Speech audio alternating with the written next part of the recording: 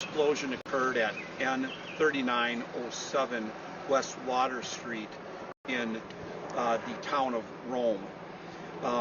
Units responding to the incident were fire and EMS from the following agencies: Johnson Creek Fire and EMS, Waterloo, Ixonia, Western Lakes Fire and EMS, Fort Atkinson, Whitewater, Sullivan, Rome, Palmyra, Jefferson, and Lake Country Fire and EMS.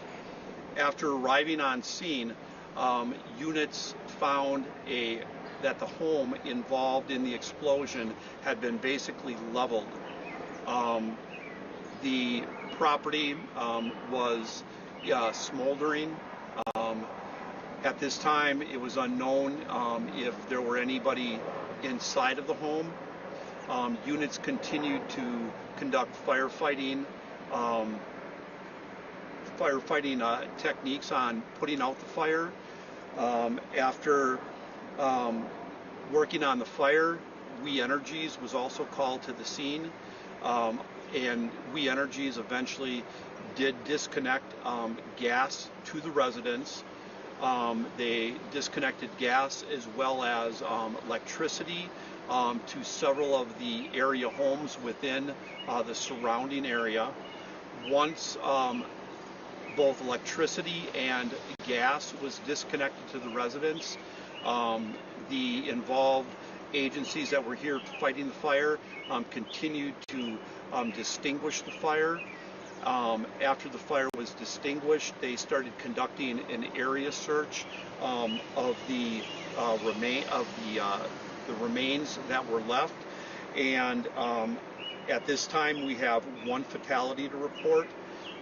Unfortunately, no further information can be given at this time, pending notification of the family as well as the ongoing investigation itself. Deputies have been able to conduct a canvass of the area, to conduct a safety and security sweep of the neighborhood. There were no further injuries to report. We do have information that the individual that was located at the residence was home by themselves, and that that person was the only person located within the residence. A canvass of the area showed that there were no other injuries to anybody else located within the neighborhood. There is signs of other property damage with other homes, including structural damage in the form of broken windows, outside damage to some of the structures, to their siding because of the debris that had been carried throughout the area to adjacent properties. Some of the roads adjacent to the property have been closed because of the debris field affected the roads adjacent. Right now, the Sheriff's Office has requested the assistance from the State Fire Marshal's Office and the Department of Criminal Investigations. They are now on scene. They are conducting their investigation to gather information on what may have caused the fire. The individuals that conducted a previous press media interview with me concluded that based on information that they've seen from past fires of this nature, that it did appear that this fire, strong indicators show that this was probably a fire caused by a natural gas leak of sorts. So at this point, being a law enforcement officer, I probably can't answer a lot of questions regarding the details of the fire itself. All I can say is that the U.S., not the U.S., but the state fire marshals are on scene.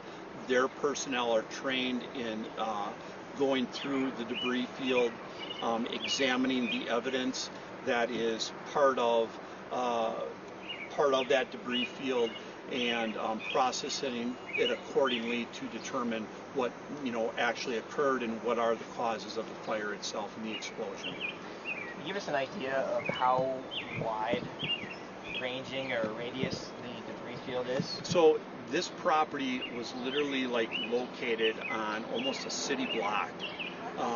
The home was centralized, what would almost be like the equivalent of a city block. So the debris field encompassed their entire property, the city block itself, and then the debris field, when the explosion occurred, the debris field took itself across both the adjacent streets into people's other properties, and to one direction. I mean, it literally has gone into other people's homes, up into the trees, on people's roofs.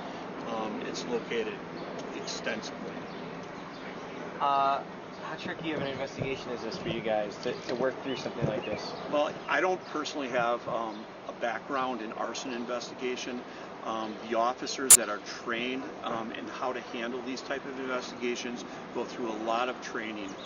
Their experience in dealing with this just doesn't come from basic police recruit training. They go through extensive training to become familiar on how to process the evidence that they see. I have a lot of faith in these men and women that have shown up today through DCI to conduct a very thorough and extensive investigation to be able to let the family involved and everybody else know.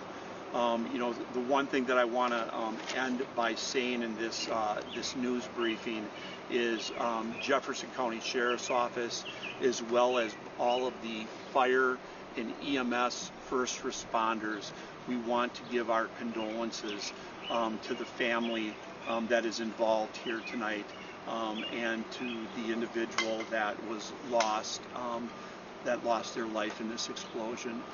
This is a very small community. It's tight-knit, and this is going to have a great impact on the loss of this loved one. So we want to extend our condolences and our sympathy to them and this entire community for the loss. All right. All right, thank you. Thank you. Guys, I'm done. I've done like 4 or 5 of these, man. I gotta tie it up. Okay.